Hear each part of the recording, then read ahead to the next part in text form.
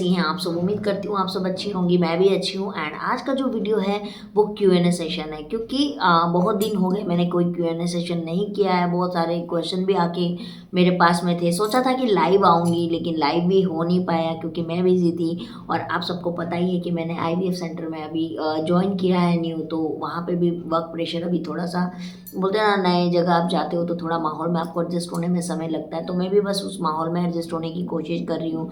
अभी तक तो सबसे इंट्रोडक्शन ही हुआ है एंड अपना एक एक्सपीरियंस ले रही हूँ, आगे भविष्य के लिए काम आएगा, क्योंकि आगे तो हर किसी को बढ़ना है ना।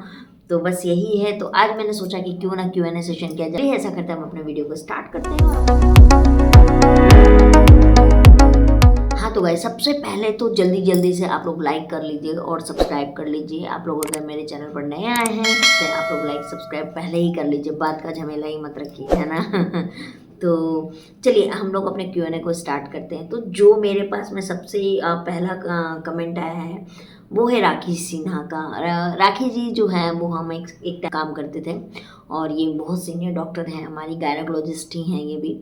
तो उस वक्त इन्होंने कभी सोचा नहीं था कि आंचल इस प्लेटफॉर्म पर आएगी, तो मुझे काफ़ी सपोर्ट करती हैं कमेंट के थ्रू। तो thank you so much rakhi ma'am, आपका ये जो सपोर्ट है। और बहुत सारे ऐसे लोग हैं जो मुझे पहले से जानते थे, वो लोग आज इतना सपोर्ट कर रहे हैं मुझे सोशल मीडिया पे भी। तो आप सबका तहे दिल से धन्यवाद। आप लोग की वजह से मैं आज यहाँ पर आ पाई हूँ और दूसरे को मैं मदद कर पा रही हूँ। तो थैंक यू सो मच।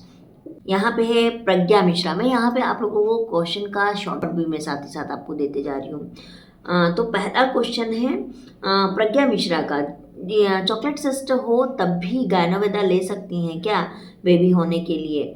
तो हाँ प्रज्ञा जी, आप अगर आपको चॉकलेट सिस्ट है तो भी आप गायनोवेदा की मेडिसिन जी और फॉलिक एसिड ज़रूर लीजिएगा। इससे होती है चॉकलेट सिस्ट पे भी, तो आप ज़रूर लीजिए उसको। दूसरा क्वेश्चन है फियोना का। हाय मैम, मैं मेघालय से हूँ, चैट कर रही हूँ, सॉरी।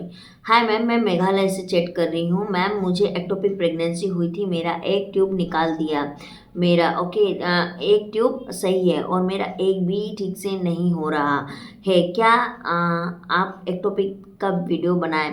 तो मैं आपको बताना चाहूँगी फियोना जी कि मैंने प्रेगनेंसी पे ऑलरेडी वीडियो बनाया हुआ है।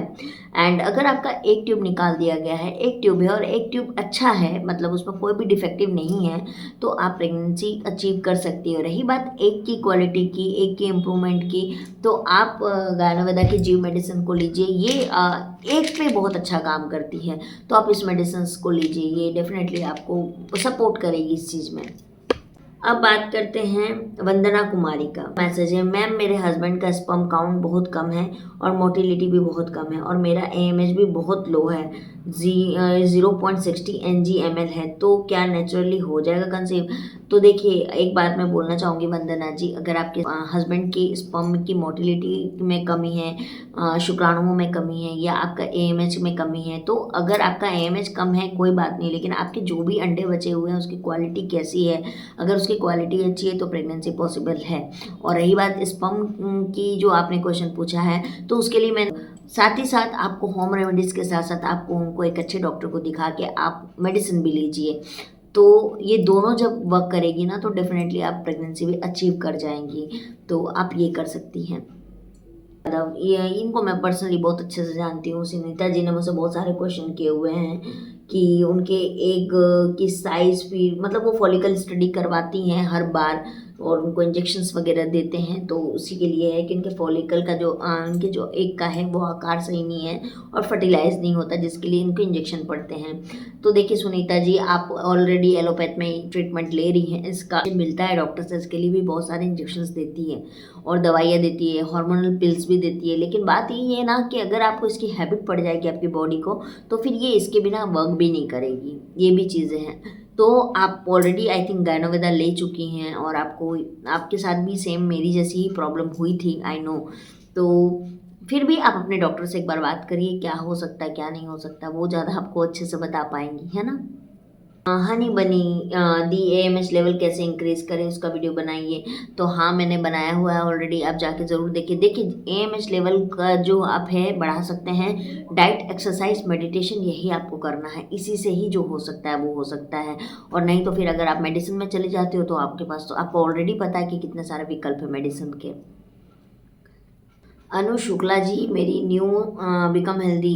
हाँ जी, न्यू सब्सक्राइबर हूँ। आप वीडियो बहुत अच्छा बनाती हो दी। Thank you dear. आप सबका सपोर्ट की वजह से ही तो मैं यहाँ तक हूँ। आप लोग नहीं होते तो फिर मैं यहाँ तक तो नहीं पहुँचती। एक एक मैं आपको एक चीज़ बताना चाहूँगी। मुझे एक डॉक्टर ने बोला था ये चीज़ कि आप ऑडियंस की वजह से नहीं, आप ऊपर वाले की वजह से यहाँ तक हो। लेकिन मैं एक बात बताऊँ, मैं ये बात थोड़ा 50% मानती हूँ। 50% इसलिए क्योंकि मैंने मेहनत की, ऑडियंस ने मेरी मेहनत को पसंद किया, और ऊपर वाले की ब्लेसिंग हर उस व्यक्ति के साथ है जो मेहनत कर रहा है, ठीक है। लेकिन अगर कोई मेहनत ही नहीं करेगा, काम ही नहीं करेगा, तो वो उसको ऊपर वाला भी कुछ नहीं कर सकता। इसीलिए मैं ये मानती हूँ कि मेरे यहाँ होने की वजह मेरी ऑडियंस है और ऊपर वाले की ब्लेसिंग है। ये दोनों के बिना मैं कुछ नहीं हूँ। तो बस ये बात मुझे याद आ गई तो मैंने आपको बता दी। हैं इशदीप सिंह, आप मुझे मेडिसिन की पिक देख सकते हैं कि मुझे कौन सा लिया जिसका मैं कंसीव कर सकता हूँ, क्योंकि मेरा AMH लेवल लो है।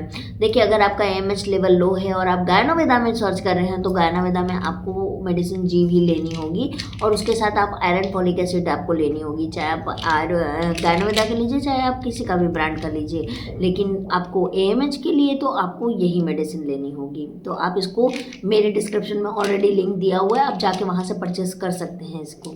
मुझसे क्वेश्चन बहुत लोगों ने पूछा है, एक दो नहीं, मतलब अनगिनत लोगों ने पूछा है कि क्या आप प्रेग्नेंट हो। तो मैं एक बात बताऊं, अगर आप प्रेगनेंसी कंसीव करना चाहते हो और मैं आपको हर बार एक ही क्वेश्चन पूछूं, आप प्रेग्नेंट हो गई हैं, आप प्रेग्नेंट हो गई हैं, आपको कितना बुरा लगेगा ना। मतलब किसी जले हुए पे नमक डालने वाली बात हो जाएगी। मैं वीडियो इसलिए बनाती हूँ क्योंकि मैं मेडिकल प्रोफेशन से हूँ, और मैं अपनी नॉलेज को आप लोगों से शेयर करती हूँ ताकि आपको इससे बेनिफिट मिले। ये चैनल जो है ये मेरी प्रेगनेंसी का बिल्कुल भी नहीं है। हाँ, अगर मुझे कभी मन किया और मेरी ज़िंदगी में गुड न्यूज़ है तो मैं डेफिनेटली आप लोगों से शेयर ज़रूर करूँगी, लेकिन उसका भी एक टाइम आएगा। क्योंकि अगर गुड न्यूज़ होती है ना तो आप ऐसे शेयर नहीं कर सकते हो। आपको पता है कि शुरू के महीने में बताना नहीं चाहिए इस तरह से। तो अगर ऐसा होगा तो डेफिनेटली मैं आप लोगों से ज़रूर शेयर करूँगी गाइस। लेकिन ये चैनल मेरी प्रेगनेंसी का नहीं है। मैं बस आपसे रिक्वेस्टली ये बात कर रही हूँ। ये चैनल प्रॉब्लम्स का, हेल्थ इश्यूज़ का है, जिस पे हम डिस्कस करने वाले हैं, और हर एक एज ग्रुप के लिए हम यहाँ बात करने वाले हैं। और एक चीज़ बताऊंगी गाइस, ये इतने सारे कमेंट है ना, इसमें से एक कॉमन कमेंट एक ही है, AMH issue. AMH issue, ovulation नहीं हो रहा है, अंडे नहीं बन रहे हैं, अंडे की क्वालिटी ख़राब है, बहुत सारी चीज़ें होती है।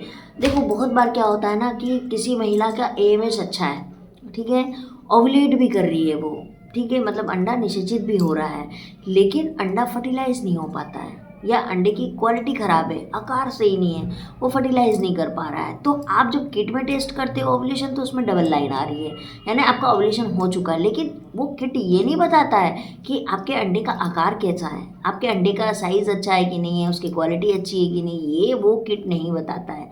तो उसके लिए आप फॉलिकल स्टडी करवा सकती हैं। फॉलिकल स्टडी में आपको ये चीज़ें पता चल जाएगी कि आपके अंडे का साइज़ कैसा है, उसका वो फर्टिलाइज कर भी रहा है कि नहीं कर रहा है। ये सारी डिटेल आपको फॉलिकल स्टडी में समझ में आ जाएगी, जो कि एक अल्ट्रासाउंड प्रोसेस होता है।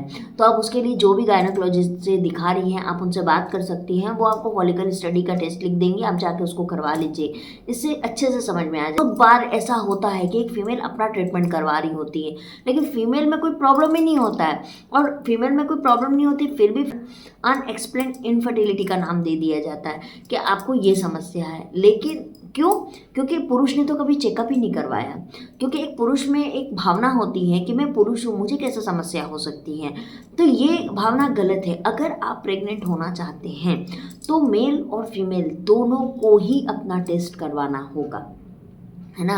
और आप ही समझिए ना कि किसी फीमेल को वो समस्या ही नहीं है और वो अपना ट्रीटमेंट करवा रही है, वो दवाई खा रही है, उसको नहीं होने के बावजूद वो समस्या हो जाएगी, क्योंकि वो ज़रूरत से ज़्यादा मेडिसिन इनटेक कर रही हैं, हार्मोन इम्बैलेंस होना चालू हो जाएगा, जिसकी वजह से फिर वो प्रेगनेंसी के सच में उनको इशू आना चालू हो जाएगी।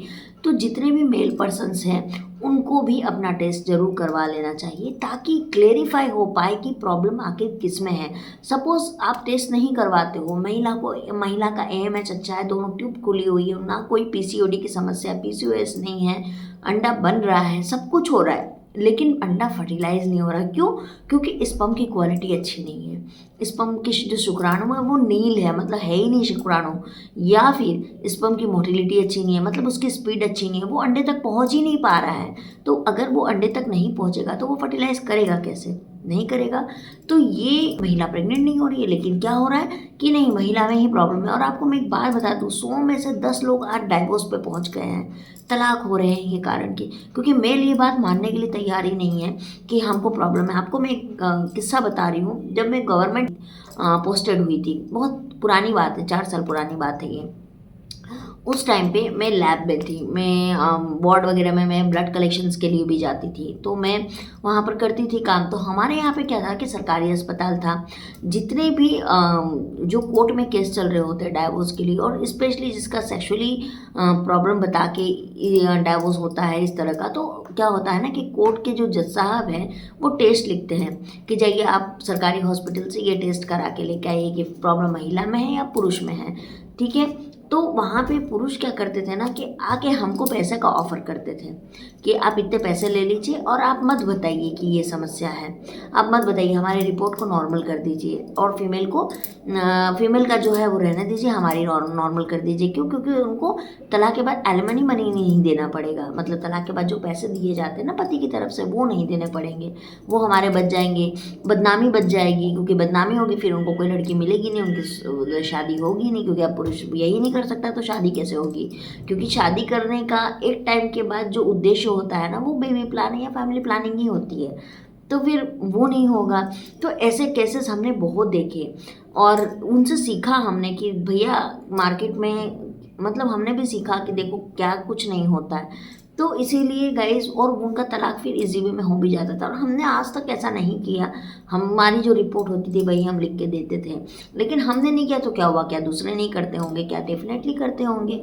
तो इसीलिए आप अपना और अपनी वाइफ का दोनों का टेस्ट करवाइए। अगर आपको मेल पुरुष अगर मेरा वीडियो देख रहे हैं, अगर आपको सेक्सुअली कुछ भी दिक्कत आ रही है, आपको मन नहीं करता है, आपका सेक्स डिज़ायर पूरा नहीं होता है, आपको स्पर्म की जो क्वांटिटी है वो कम आ रही है, आपको सेक्स करने के दौरान कुछ पेन होता है या कुछ प्रॉब्लम होती है, कुछ भी आपको होता है, आपके अंडाशय में सूजन है, जो भी प्रॉब्लम है, आप अपने फीमेल पार्टनर को ज़रूर बताइए और जाके डॉक्टर से ट्रीटमेंट लीजिए। आज के युग में हर बीमारी का इलाज है।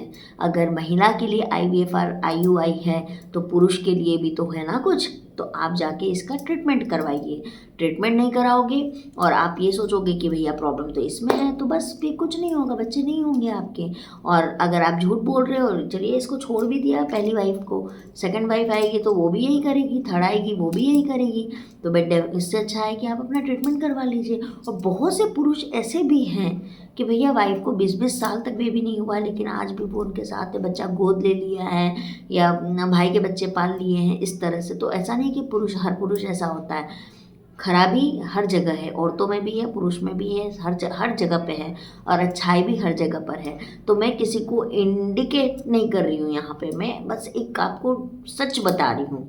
आप मुझसे अगर कनेक्ट कर पा रहे हैं तो आप मुझे ज़रूर कमेंट कीजिएगा। बहुत लोग क्या करते हैं ना कि मेरी हर बातों से कनेक्ट तो ज़रूर करते हैं, लेकिन वो कमेंट नहीं करते हैं, क्योंकि उनको लगता है कि अरे यार मैं कमेंट कर दूंगा तो पता चल जाएगा दूसरे लोगों को भी कि मेरे में समस्या है। तो और वो मुझे फिर पर्सनली मैसेज करना चाहते हैं, मुझसे मेरा नंबर मांगते हैं, व्हाट्सअप मांगते हैं। कुछ नहीं होने जाने का है। समस्या है बोलिए, उसका इलाज हो जाएगा। नहीं बोलोगे नहीं होगा। और जितनी भी फीमेल्स हैं उनको भी अगर समस्या है और शादी हुई है, समस्या अगर उनको आ रही है, आप अपने पार्टनर को बोलिए, या अगर आप उनसे नहीं बोल पा रही अपने पेरेंट्स को बोलिए, और सही समय पे इसका ट्रीटमेंट लीजिए। बाद में ये बहुत ज़्यादा प्रॉब्लम क्रिएट हो जाता है, क्योंकि अब आप लोग भी यूट्यूब की हेल्प से जान चुकी हो कि कितनी तरह की समस्या होती है फीमेल में भी और मेल में भी। तो इसको मुझे नहीं लगता है कि आपको बहुत ज़्यादा बताने की ज़रूरत है ना।